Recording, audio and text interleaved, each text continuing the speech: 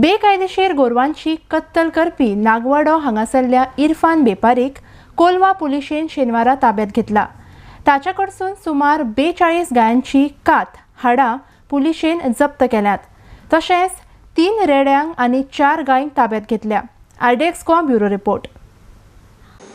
Yesterday we got a credible information from Animal Board of India. The representatives gave us a clear-cut information regarding the slaughtering activities being carried out in Betalbatim area. So we took our team and raided the place. Upon raiding the place, we found around 25 skins of cows, and those were seized and brought at a police station. After legal formalities, the possession and the bruise, it was all found. His name is Irfan Bepari. He is a resident of Nagwada, Betalbati.